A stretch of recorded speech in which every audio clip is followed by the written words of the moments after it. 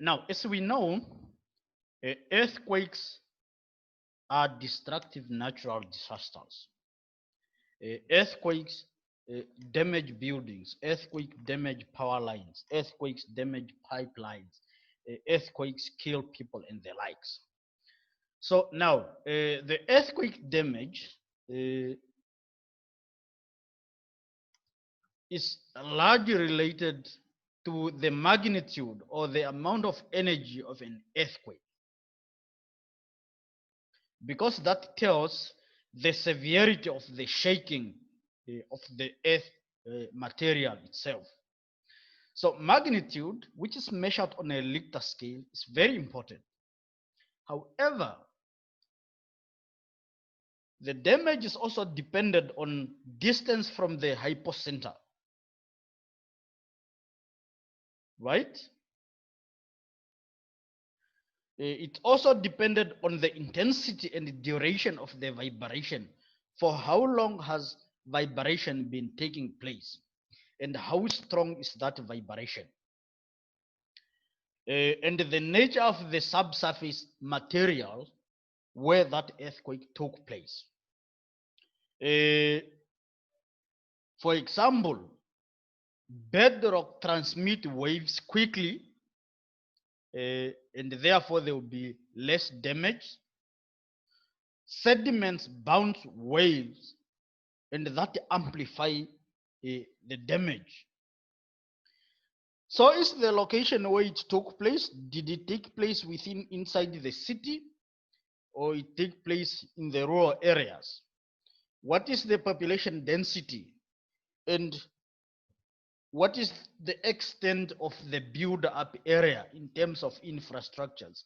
All those influences the extent of the earthquake damage.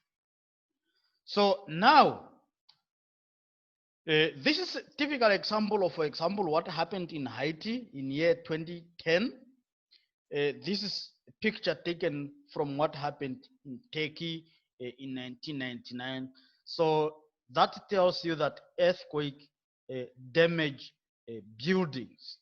This is a road which has been turned over by an earthquake in Japan, 1995. This is an earthquake which took place in Armenia in 1999. Total destruction.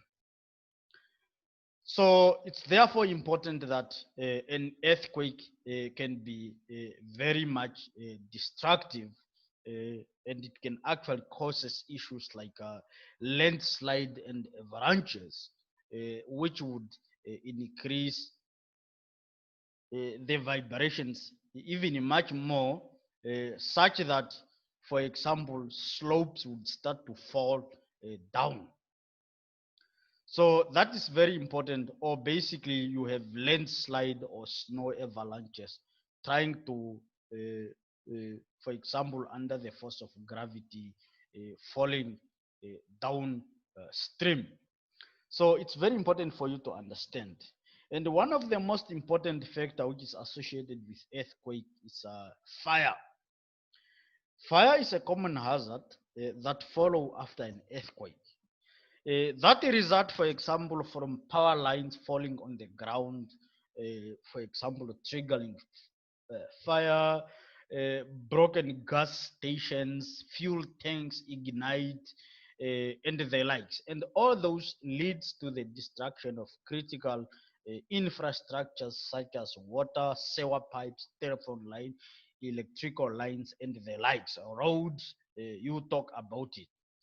And the firefighters are powerless in such instances because there is no road access, there is no water. There are just too many hotspots for one to be able to deal with.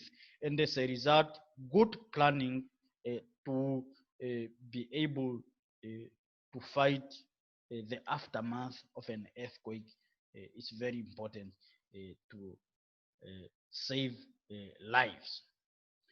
So let's end here. We will continue in a short while.